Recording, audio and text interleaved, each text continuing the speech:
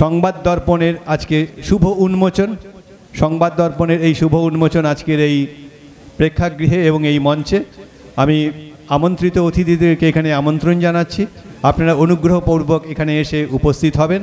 আপনাদের সকলের গৌরবময় উপস্থিতিতে আমরা আজকের এই সংবাদ দর্পণটি উন্মোচন করব। আমি ডেকে নিচ্ছি সংবাদ দর্পণের চেয়ারপারসন এবং সম্পাদকের মা শ্রদ্ধেয়া শিবানী দত্ত মহাশয়াকে। আপনি আসুন। যাদের আশীর্বাদ না থাকলে পরে এইরকম একটি পত্রিকা প্রকাশনী এগিয়ে যেতে পারে না, যাদের হাত মাথার উপর না থাকলে পরে মানুষ এগিয়ে যেতে পারে না, শিবানী দত্ত হচ্ছে সেই রকম একজন ব্যক্তিত্ব। আমরা ডেকে নেব বিশিষ্ট সাহিত্যিক শিবশঙ্কর বক্সী মহোদয়। বিশিষ্ট সাহিত্যিক শিবশঙ্কর বক্সী মহোদয়, আপনাকে অনুগ্রহপূর্বক এখানে আসার জন্য আমন্ত্রণ জানাচ্ছি। বিশিষ্ট সাংবাদিক শ্রদ্ধেয় শ্রী অপূর্ব দাস মহোদয়। বিশিষ্ট সাংবাদিক শ্রদ্ধেয় শ্রী অপূর্ব দাস মহোদয়। ডেকে নেব বিশিষ্ট গুণীজন সিরাজুল আলী মহোদয়। সিরাজুল আলী।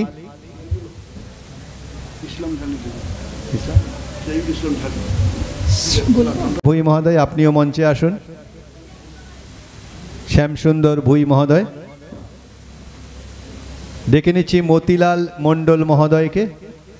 মতিলাল মণ্ডল মহোদয়, বিশিষ্ট চিত্রগ্রাহক।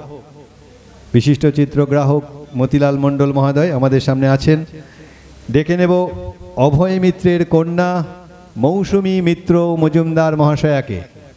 মৌসুমী মিত্র মজুমদার মহাশয়া, আপনার গৌরবময় উপস্থিতিতে আজকের এই সন্ধ্যা আরও সুন্দর হয়ে উঠবে। এবং প্রসাদ পত্রিকার সহযোগী সম্পাদক তীর্থ মিত্র। তীর্থ মিত্র মহোদয়, আপনিও অনুগ্রহপূর্বক মঞ্চে আসবেন। আপনাদের সকলের গৌরবময় উপস্থিতিতে আজকের এই শারদীয়া সংবাদ দর্পণ শুভ উন্মোচন হবে। কর্ণধার সৌরভ দত্ত, যিনি এর পেছনে অক্লান্ত পরিশ্রম করে আজকের এই শুভ উন্মোচনের সন্ধ্যাটি আয়োজন করেছেন। সৌরভ দত্ত, আপনি চলে আসুন মঞ্চে। সংবাদ দর্পণের চেয়ারপারসন এবং সম্পাদকের মা শ্রদ্ধেয়া শিবানী দত্ত মহোদয়ার সেই পবিত্র হস্তে এই সুন্দর সোনালী সন্ধ্যায় এই শারদ দর্পণ উন্মোচিত হলো। সকলেই করজোড়ে হাততালি দিয়ে এই সুন্দর মুহূর্তটিকে আরো গৌরবময় করে তুলুন। শুভ হোক শারদীয়া দর্পণ। এবার সকলের হাতে একটি শারদীয় দর্পণ আমরা তুলে দিচ্ছি এবং আপনারা সকলে এটি নিয়ে দাঁড়ান। ইন্দিরা গুপ্ত মহাশয়ের হাতে বইটি তুলে দিচ্ছেন সৌরভ দত্ত মহাশয়। এবং রনপার পুরো দায়িত্ব শারদ আয়োজক সেজে উঠেছে বিভিন্ন লেখক লেখিকাদের লেখা নিয়ে। আপনারা পড়বেন এবং অপরকেও পড়াবেন। এই সুন্দর শারদীয়া আমাদের পুজোর দিনগুলোতে অনেক আনন্দ বয়ে নিয়ে আসবে নিশ্চিত কারণে, কারণ অনেক লেখক লেখিকা তাদের নতুন নতুন ভাবনা এখানে সমন্বয় স্থাপন করেছেন বিভিন্ন সুন্দর সুন্দর শব্দ চয়নের মধ্যে। এবং এই একটি মাত্র বই আমার বলতে খুব ভালো লাগছে যে ডাক টিকিটের কভার পেজ দিয়ে একটি বই প্রকাশ হওয়া, এটি কিন্তু একেবারে বিরল, একেবারেই বিরল একটি দৃষ্টান্ত বলে আমার মনে হয়। কারণ বহু ম্যাগাজিন দেখেছি, ত্রৈমাসিক, পাক্ষিক, ষান্মাসিক, বার্ষিক, এবং কিন্তু এই ধরনের একটি ব্যতিক্রম প্রয়াস সৌরভ দত্তের মাথায় এসছেন, তার জন্য সৌরভ দত্তকে সাধুবাদ জানাতেই হয়। আমি অনুরোধ করব সৌরভ দত্তকে এই শারদীয়া সংবাদ দর্পণ সম্পর্কে কিছু সংক্ষিপ্ত অনুভব ব্যক্ত করার জন্য। সকলকে প্রাক শারদীয়ার প্রণাম জানাই, কারণ এখানে প্রত্যেকেই আমার বয়োজ্যেষ্ঠ। প্রথমে আমি প্রণাম জানাই আমার শ্রদ্ধেয় মাকে।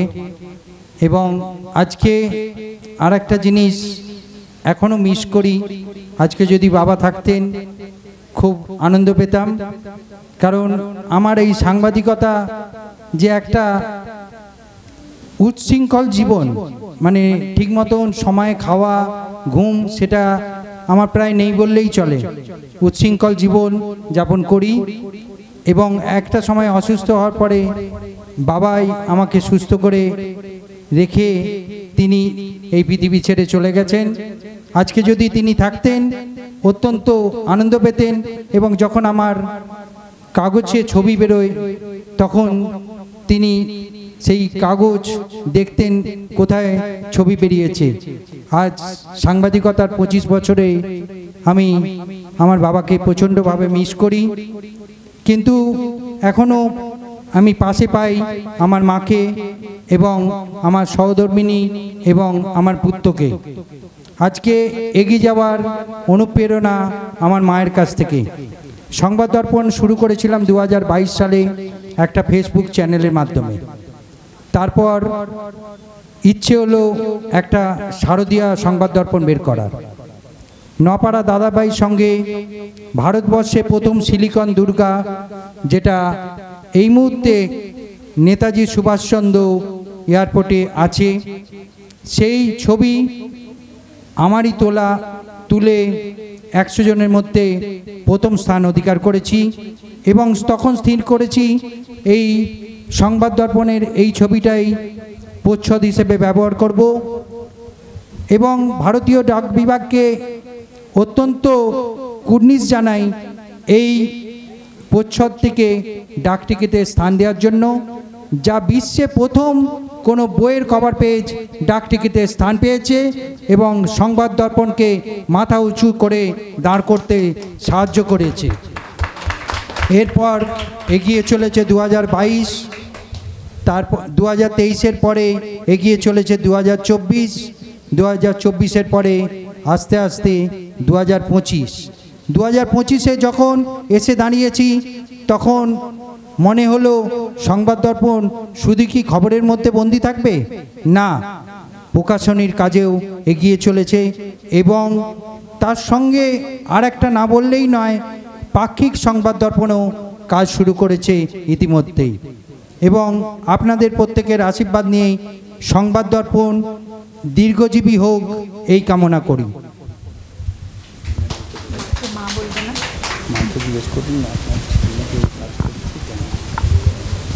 মাসিমা, আপনার ছেলে এত বড় একটি কাজ করছে, তো আপনার মুখ থেকে কিছু একটু শুনতে চাই। হ্যাঁ, দুটো আশীর্বাদ বাণী, দুটো আশীর্বাদ বাণী। নমস্কার। আজকে আমি বলার জন্য এখানে আসিনি, শুধু দেখার জন্যই এসেছিলাম। খুব ছোটবেলায় আমরা এই ব্রতচারীর নৃত্য কিন্তু করতাম নিজেদের ক্লাবের মধ্যে।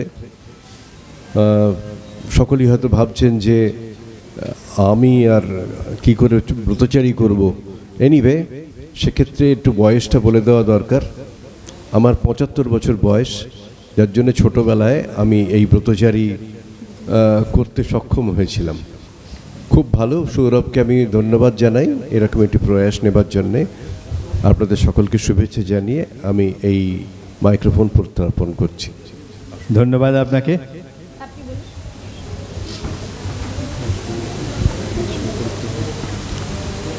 সৌরভের কাজের সম্পর্কে কিচ্ছু বলবার নেই, তার কারণ সৌরভের কাজের প্রত্যেকটা জিনিসই কিন্তু ডকুমেন্টেশন হয়ে থাকে। কখনো সেটা ছবিতে, কখনো সেটা সৃষ্টিশীল কতকগুলো জিনিসপত্র তৈরি করে সে প্রবন্ধ আকারে কিংবা কোনো রকম একটা বইয়ের আকারে যে প্রকাশ করতে পারছে, যেটা হচ্ছে চিরন্তন। ছবি আমি যে হাতের ছায়া করি, সেই হাতের ছায়া যারা তক্ষুনি দেখেন, সে ছায়া তক্ষুনি মিলিয়ে যায়, শুধু থেকে যায় তাদের মনে। আর সৌরভের তোলা ছবি সেটা কিন্তু পত্রপত্রিকার মাঝখানে থাকে, কারুর কাছে বাড়িতে বাঁধিয়েও রাখা হয়। সুতরাং সৌরভের প্রতিভার দীর্ঘদিন ধরে সে যে চর্চা করে আসছে তার উত্তরোত্তর শ্রীবৃদ্ধি ঘটুক এই কামনা করছি, এবং আরও সৃষ্টিশীল কাজের দিকে সে এগিয়ে চলে যাক। তার ভেতরে একটা জিনিস আমি খুব ভালো করে দেখেছি, সেটা হচ্ছে স্টেনাসিটি। অত্যন্ত দাঁত কামড়ে এবং প্রচণ্ড পরিশ্রম করে একটা জিনিসকে নামিয়ে দেবার যে ক্ষমতা, সেটাই ছোট্টখাট্ট মানুষটার মধ্যে রয়েছে। তার এই ছোটোখাটো শরীরের মধ্যে দিয়ে বিশাল কাজ পৃথিবীর দুয়ারে উপস্থাপিত হোক এই কামনা করছি। তিনি যথার্থই বলেছেন, মাটি কামড়ে ধরে না থাকলে এ ধরনের প্রয়াসে সাফল্য পাওয়া যায় না। আমি সৌরভের এলাকার মানুষ। আমি দুটো পত্রিকা সম্পাদনা করি, একটা রণসিজি, একটা এবং সাহিত্যম। পরবর্তীকালে আপনাদের দুটো অনুষ্ঠানই দেখাতে সেই পারবো সূত্রে সৌরভের সাথে আমার আলাপ। সৌরভের সাথে আলাপ আর একটা কারণে যে সৌরভ এর আগে আর একটা পত্রিকাকে দাঁড় করিয়ে দিয়েছে। এটা বোধহয় অনেকেই জানেন না যে সৌরভ কি অমানসিক পরিশ্রম করে রাতের পর রাত জেগে একটা পত্রিকাকে দাঁড় করিয়ে দিল। সেই পত্রিকা আজকে নিজের পায়ে চলছে, কিন্তু তার সূচনা লগ্নে সৌরভের যে বিরাট অবদান এবং পরিশ্রম, আমি সেই পত্রিকাটার নাম বলছি না, কিন্তু সেই জায়গায় দাঁড়িয়ে সৌরভের যে অসাধারণ একটা ভূমিকা ছিল সেটা আমি লক্ষ্য করেছি। সেই থেকে সৌরভের সাথে আমার কথাবার্তা বা ভাব বিনিময় চালু হয়েছে। এবং যেহেতু আমরা এই সম্পাদনার কাজে, পত্রিকার কাজে যুক্ত, লেখালেখির কাজে যুক্ত, তার জন্য সৌরভের সাথে আমার খুব হৃদ্যতা তৈরি হয়ে যায়। এবং ওর মধ্যে যে একটা টেনাসিটি আছে যেটা বললেন ইনি, সেটা কিন্তু লক্ষ্য করার মতো, যে রাত্রির যত রাতই হোক সে তার কাজটা করে শেষ রিপোর্টিংটা করে তারপর সে ঘুমোতে যায়। এর ফলে সৌরভের একটা বোহেমিয়ান লাইফের মতো তৈরি হচ্ছে। সাথে সাথে সৌরভকে আমি দেখেছি উত্তম কুমারের যখন অনুষ্ঠান হলো মহাজাতি সদনে শিল্পী সংসদের সাথেও যুক্ত, ওখানে ফটোগ্রাফির পুরো কাজটাই ও করলো। এবং অনেক বড় বড় অভিনেতা, অভিনেত্রী, গায়ক, গায়িকা, তাদের সাথে ওর কিন্তু ওঠা বসা আছে, আমি দেখেছি। এবং এইটা সৌরভের একটা নিশ্চয়ই বড় অ্যাডভান্টেজ বা একটা অ্যাডেড ফিচার, যে সেলিব্রিটি যারা, তাদের সাথে ওর অনায়াস যাতায়াত আছে, ওঠা বসা আছে। এর ফলে যে পত্রিকাটা আমি বলছিলাম, সেখানে সৌমিত্র সংখ্যা একটা হয়েছিল, সেই সৌমিত্র সংখ্যার পুরোটাই সৌরভের অবদান। কিন্তু সৌরভ নেপথ্যচারী ওই সময় ছিল, যার ফলে সৌরভ সেই সময় লাইমলাইটে আসেনি। কিন্তু যত লেখা ওই পত্রিকার সৌরভই জোগাড় করেছে। এবং সৌরভ পত্রিকাটা তখন বোধহয় 1 বছর বা 2 বছর বয়স ছিল, তাকে আরও 5 বছর এগিয়ে দিয়েছিল এই সৌরভ দত্ত। সুতরাং সৌরভ দত্তের মধ্যে যে সাংবাদিকতার একটা গুণ বা পরাকাষ্ঠা আছে, সেটা শুধু নয়, তার মধ্যে একটা লেখক সত্তাও আছে, একটা সাহিত্য সত্তাও আছে। সেটা আমরা আজকে দেখতে পাচ্ছি যে গত 3 বছর একাধিক্রমে এই একটা বড় মাপের শারদ সংখ্যা প্রকাশ করছে। এটা খুব ফেলনা ব্যাপার নয়। একটা শারদ সংখ্যা এরকম এত বড় মাপের প্রকাশ করতে গেলে অনেক দম লাগে। আমরা যারা এই লাইনে আছি আমরা জানি। তো সেই ক্ষেত্রে সৌরভ উত্তরোত্তর আরও এগিয়ে চলুক, তার শ্রীবৃদ্ধি ঘটুক। তার প্রকাশনা সংস্থাও এবারে করেছে শুনলাম, সেটাও খুব ভালো একটা উদ্যোগ। নতুন নতুন কবি, সাহিত্যিক যারা আছে তারা নিশ্চয়ই সুযোগ সুবিধা আরও পাবে এই প্রকাশনা সংস্থা থেকে। এই দুটো কথা বলে আমি সৌরভের শ্রীবৃদ্ধি কামনা করে শেষ করছি। ধন্যবাদ আপনাকে। শুভ সন্ধ্যা। বাই প্রফেশন ডক্টর হওয়ার কারণে হাসপাতাল, চেম্বার, নার্সিংহোম এসবগুলো সামলেও গল্প আর উপন্যাস লিখি। সেই সুবাদেই আমাদের সৌরভদার আন্তরিক আমন্ত্রণে সংবাদ দর্পণের প্রতি আমাদের যে ভালোবাসা, তার আকর্ষণে আজকের আপনাদের সামনে এসে সত্যি ধন্য। আজকের আমরা বিভিন্ন কলকাতা সহ কলকাতার আশেপাশেও আমরা যেসব উৎসব অনুষ্ঠানে, বিশেষ করে সাহিত্য সংস্কৃতির যেসব উৎসব অনুষ্ঠানে আমরা যাচ্ছি, সেগুলো কোনো অংশেই খারাপ বলবো না। কিন্তু আজকের এই সন্ধ্যাটা সংবাদ দর্পণের শারদীয়া প্রকাশ অনুষ্ঠান, এবং এ পর্যন্ত আমরা সবাই দেখলাম ব্রতচারীর যে ধরনের উপস্থাপনার মধ্য দিয়ে, গানের মধ্য দিয়ে এ পর্যন্ত যেভাবে আজকের এই সন্ধ্যাটা চলছে, আমার মনে হয় বিগত দিনে এবং আগামী দিনে আমরা যেখানেই যাই না কেন, আজকের সন্ধ্যাটা কিন্তু অন্তত আমি ব্যক্তিগতভাবে বলবো চিরকাল মনে থাকবে। এবং আমি শুধু আশা করব যে সংবাদ দর্পণ এবং সৌরভদা এবং আমাদের মিলিত প্রয়াসে বাংলাদেশ সহ গোটা পৃথিবীতে একদিন সংবাদ দর্পণ কিন্তু ছড়িয়ে পড়বে, তার সাফল্যের আলো পৃথিবীর এক প্রান্ত থেকে অন্য প্রান্তে পৌঁছে যাবে। ধন্যবাদ সবাইকে, ভালো থাকবেন। ধন্যবাদ। এবার একটু সংক্ষিপ্ত অনুভব, আমাদের পরবর্তী অনুষ্ঠান রয়েছে। নমস্কার, শুভ সন্ধ্যা। আজকে উপস্থিত সকলকে প্রাক শারদীয়ার শুভেচ্ছা অভিনন্দন জানাই। আজকে আমার খুব ভালো লাগছে এখানে এসে। সৌরভকে আমি চিনি 2000 সাল থেকে, এবং ও কোনো কিছু করার আগে আমাকে এখনও ফোনে দীর্ঘ ফোন আলাপ হয় এবং জিজ্ঞেস করে। আজকের এই অনুষ্ঠানে যে ব্রতচারী অংশটা দেখলেন, আমরা সকলেই মুগ্ধ হয়েছি। ও কিন্তু অনেক দিন আগে আমাকে বললো যে এরম করলে কীরকম হয়। তাহলে এটা দারুণ হয়, এটা তো লোকে ভুলতে বসেছে, ওটা তোমাদের আদি জিনিস। এই জিনিসটাকে আবার তুমি যে চাগিয়ে নিয়ে যাচ্ছ, এটা খুব ভালো। আর সৌরভকে এই যে 25 বছর ধরে দেখছি, প্রথম দিকে আমি বলতাম ওর শুনতো, এখন ও বলে আমি শুনি। ও এতটা এগিয়েছে। হ্যাঁ, আমার বলতে দ্বিধা নেই যে আমি দীর্ঘদিন সাংবাদিকতায় আছি। সাংবাদিকতা আমার পেশা, অন্য লেখালেখি আমার নেশা। বহু দেশে বিদেশে আমি গেছি, প্রধানমন্ত্রীরও সফরসঙ্গী হয়েছি একাধিকবার। কিন্তু সেটা বড় কথা না। সৌরভের মধ্যে যেটা সবচেয়ে বড় গুণ, ওর হার না মানা মানসিকতা, যেটা এক্ষুনি বললেন অন্য বক্তারা, অদম্য ইচ্ছাশক্তি।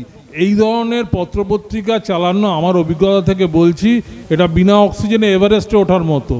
এখানে বিজ্ঞাপন জোগাড় করা, গ্রাহক বাড়ানো, বিভিন্ন বিশিষ্ট মানুষের লেখা সংগ্রহ করা, এগুলো খুব সহজ কাজ নয়। বাইরে থেকে এগুলো বলা যায়, কিন্তু যারা করছে, সৌরভের মতো ছেলেরা সামান্য শক্তি নিয়ে, সামান্য সম্পদ নিয়ে, শুধু মনের জোরে, ইচ্ছা শক্তির জোরে এটা করছে। আমার মনে হয় সৌরভ যেভাবে এগিয়ে যাচ্ছে, তাতে এই সংবাদ দর্পণ এখন যে অবস্থায় আছে, আগামী 5 বছরে অনেক ভালো হবে। ও তো 2022 সালে একটা ফেসবুক চ্যানেলের মাধ্যমে এটা শুরু করেছিল। আমার মনে পড়ে যাচ্ছে, সৌরভেরও নিশ্চয়ই মনে আছে, 2017 সালে একটি চ্যানেলের হয়ে ও খুব ভালো সঞ্চালনা করে। আপনারা অনেকে হয়তো জানেন বা অনেকে জানেন না, খুব ভালো সঞ্চালনা করে। 2017 সালে উত্তরপ্রদেশ বিধানসভা নির্বাচনের আগে সৌরভ একটা অনুষ্ঠান করেছিল, সেই চ্যানেলে সঞ্চালনা করেছিল। আমি ছিলাম অন্যতম ওই অনুষ্ঠানে অংশ নিয়েছিলাম, অংশগ্রহণকারী। আর ছিলেন বিশিষ্ট রাজনৈতিক ব্যক্তিত্ব এবং শিল্পপতি দীপ্তিমান ঘোষ, বর্তমানে প্রদেশ কংগ্রেসের কোষাধ্যক্ষ। এবং অনুষ্ঠানটা এত ভালো হয়েছিল, বহু বিশিষ্ট মানুষ সৌরভকে অভিনন্দন জানিয়েছিল। পরবর্তীতেও অনেক অনুষ্ঠানে আমায় নিয়ে গেছে, সঞ্চালনা করেছে। এমনকি আমার বাড়ির ড্রয়িং রুমেতেও ও শুটিং করেছে। আমি ওকে জানি, ওর প্রচণ্ড উৎসাহ, ইচ্ছাশক্তি, এবং কখনো পিছিয়ে পড়ে না বা হার মানে না। এই যে ওর মধ্যে খুঁতখুঁতে ভাব এবং নতুন নতুন ইনোভেটিভ চিন্তা, এটাই আগামী দিনে ওকে সত্যি ওর সৌরভ, ওর সুবাস ছড়িয়ে পড়বে আমাদের মধ্যে। এবং এই যে একটু আগে বললেন যে এটা সারা বিশ্বে বিভিন্ন কোনায়, বা যেখানে বাঙালিরা আছে সেখানে এই পত্রিকা যাবে। হ্যাঁ, আমাদের আশাবাদী হতে হবে যে সৌরভের হাতে যেন বাংলার সাংবাদিকতা, বাংলার সাহিত্য আরও সুরভিত হয়। সকলকে আরেকবার আমার অভিনন্দন জানিয়ে প্রাক শারদীয়ায় এবারের পুজো আপনাদের সকলের ভালো কাটুক, এই কামনা করে আমার বক্তব্য শেষ করছি। নমস্কার, ধন্যবাদ। সৌরভ এবং সংবাদ দর্পণ অঙ্গাঙ্গিভাবে জড়িত। আমি এর সঙ্গে ছিলাম, আছি এবং থাকব। ধন্যবাদ। আমাদের আসলে সময় খুব কম, 8টায় অনুষ্ঠান শেষ করার কথা, তাই অতিথিদের কাছ থেকে অনেক কথা শোনার ইচ্ছে হচ্ছে, কিন্তু একটু বলতে ইচ্ছে হচ্ছে, একটু সংক্ষেপে আপনারা অনুভব ব্যক্ত করবেন প্লিজ। আসলে এই মাইকটা এমনই একটা জিনিস না, আর সৌরভদাকে নিয়ে বলাটা তো আর একটুখানি হয় না, তখন একটু বলতে সকলেরই ইচ্ছে করে। তো যাই হোক, আমরা সংক্ষিপ্তই বলবো।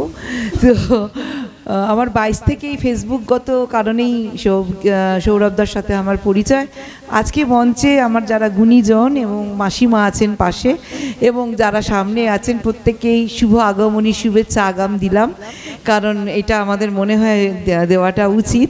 আর টেনাসিটি আর বহিবিয়ান, এই দুটো কথা আমার ভীষণ ভালো লেগেছে, কারণ আমরা শিল্পী তো একটু পাগল, একটু এরম ধরনের না হলে আমাদের এই যে টেনাসিটি, আমরা যে এগিয়ে যাব সেটা হয় না।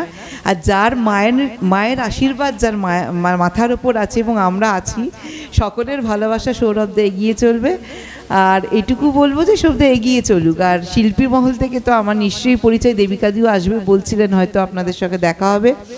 তো যাত্রা জগৎ বলুন, সিনেমা, ফিল্ম, থিয়েটার সবই সৌরভদা আমার কভার করে, এবং আমি আজকে আসতে পেরে খুব এই সন্ধ্যাটায় ধন্য। আপনারা সবাই ভালো থাকবেন, বড়দের প্রণাম এবং ছোটদের ভালোবাসা রইল। ধন্যবাদ। নমস্কার, শুভ সন্ধ্যা। আমি জাগলার অভয় মিত্রের কন্যা মৌসুমী মিত্র মজুমদার। আমি আমার জাগলিন আপনাদের কাছে প্রদর্শন করব। আর বেশি কিছু বলতে চাই না, শুধু এটুকুই বলবো যে সৌরভ বাবুকে আমি বেশি দিন চিনি না, খুব অল্প সময়, কয়েক মাস হলো আমার ওনার সাথে পরিচয় হয়েছে একটা মঠে।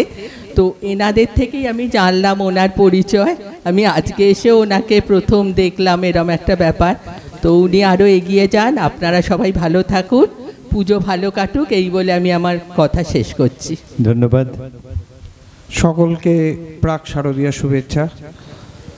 যে বিষয়টা বলা, সৌরভের যে অদম্য জেদটা আছে, সেও অন্যের ভেতরেও চালনা করতে পারে। তার কারণ একটা ছোট্ট জিনিস, মানে খুব ছোট্ট সংক্ষেপে একটা অভিজ্ঞতা বলছি। আমি একটি লাইব্রেরির সেক্রেটারি, লাইব্রেরিটি প্রায় 150 বছর হতে চললো। এবছর Dakshineswar Ramakrishna library and reading club, যারা দক্ষিণেশ্বর যান, দক্ষিণেশ্বর থানা যেখানে রয়েছে, দক্ষিণেশ্বর থানার ওপরেই হচ্ছে দক্ষিণেশ্বর লাইব্রেরিটি।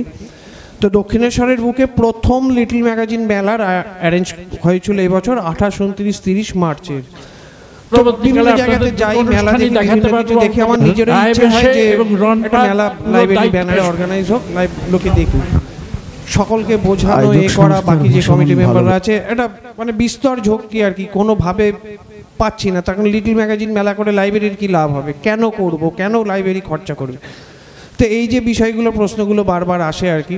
তার কারণ হচ্ছে কালেকশন যা হয়েছিল খুবই যৎসামান্য, লাইব্রেরি ফান্ড থেকে বেশ কিছু অর্থ ব্যয় হয়েছিল, কিন্তু সেই সময় ও যদি আমাকে মানে পাশ থেকে কন্টিনিউ বুস্টিং না করতো, আমি কিন্তু ঝাঁপটা দিতে পারতাম না। আজকে মেলাটা হওয়ার পর সকলকার বক্তব্য বা সকলকার যা সমর্থন পেয়েছি যে আগামী বছর অনুষ্ঠানটা আবার হোক।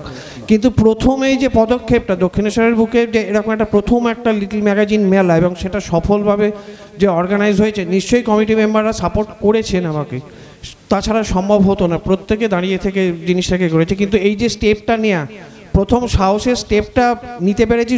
সৌরভ যদি আমাকে বুস্ট না করতো, আমি এগোতেই পারতাম না। নেব কি নেব না, বারবার এক পা এগোচ্ছি, এক পা পেছোচ্ছি। সেই জায়গাতে যদি মানে ধাক্কাটা না মারতো, ঝাঁপটাই দিতে পারতাম না, সাফল্য তো পড়ে। তো প্রত্যেককে মেমেন্টো করে দিচ্ছি, কি নাম, ওর নামটা সৌরাশিস দত্ত। সৌরাশিস, আমাদের শ্রীমান সৌরাশিস দত্ত, যিনি সৌরভবাবুর একেবারে সুযোগ্য সন্তান। সৌরাশিস সবাইকে এই সম্মাননীয় শুভেচ্ছা স্মারক তুলে দিচ্ছেন। প্রথমেই দিদার হাতে তুলে দিলেন, ঠাম্মার হাতে তুলে দিলেন, এবং একে একে সমস্ত গুণীজনদেরকে আমাদের এই মাস্টার তুলে দিচ্ছে। মাস্টার সৌরাশিস দত্ত সম্মাননীয় শুভেচ্ছা স্মারক তুলে দিচ্ছেন। খুব জয় বিরক্ত প্রকাশ করে না শুনেছি, তো এটাই সৌরভবাবুর ভাগ্যের মধ্যে পড়ে। সত্যি কথা, ভীষণ প্রাণচঞ্চল, হাসি খুশি এই আমাদের মাস্টার সৌরাশিস।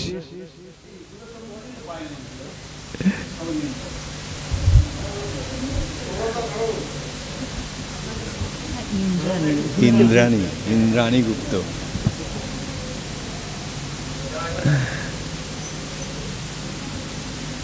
আমরা অত্যন্ত আনন্দিত আপনাদের সকল গুণীজনদের সঙ্গে আমাদের অভিনেত্রী ইন্দ্রাণী গুপ্ত মহোদয়াও রয়েছেন। এটা আমাদের পরম পাওয়া। তারা অনেক ব্যস্ততার মধ্যে থাকেন, বিভিন্ন প্রি শিডিউলে তারা জড়িয়ে থাকেন, তো সেই শিডিউল ভেঙেও আসতে হয় ভালোবাসার টানে, প্রাণের টানে। সৌরাশিস তুলে দিচ্ছে ইন্দ্রাণী গুপ্তা মহোদয়ার হাতে সম্মাননীয় স্মারক, এবং একে একে সমস্ত অতিথিদের হাতে তুলে দিচ্ছে। এই মধুর স্মৃতি বহন করবে আগামী দিনের আরও শক্তিকে এগিয়ে নিয়ে যাওয়ার জন্য।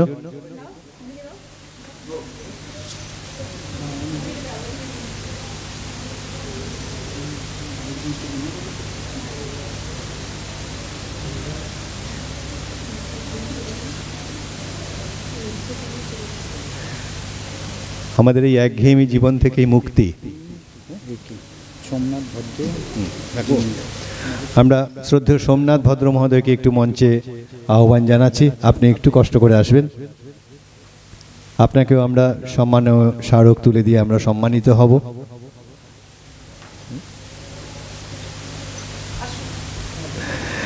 তিনি যখন রবীন্দ্র সদন চত্বরে ঘোরেন না, নন্দন চত্বরে ঘোরেন, আমার মতো অনেক বন্ধু বান্ধব ওনার কাছ থেকে অনেক কথা শুনতে চান রবীন্দ্রনাথের কথা। তিনি বলেন, প্রচুর স্মৃতিশক্তি সম্পন্ন এই মানুষটি। রবীন্দ্রনাথের গান, রবীন্দ্রনাথের কবিতা তিনি প্রচুর জনকে শোনান এবং অনেকেই বলেন তিনি আমাদের কাছে এখন রবীন্দ্রনাথ হয়ে আছেন। সত্যি আমরা আনন্দিত হই, একেবারে প্রাণ খোলা এই মানুষ। একটি কথা না বললেই নয়, সেটা হচ্ছে আমার কাছে একটা ছবি আজও মানে রয়ে গেছে, রবীন্দ্রনাথের ছবি। অনেকে ভাববে যে রবীন্দ্রনাথের ছবি তোমার কাছে কি করে হয়। আমি গেছিলাম সাহিত্যিক হিমানীশ ঘোষের বাড়ি। হিমানীশ গোস্বামী ছিলেন যিনি, তার বাবা ছিলেন পরিমল গোস্বামী, তিনি ছিলেন রবীন্দ্রনাথ ঠাকুরের ফটোগ্রাফার।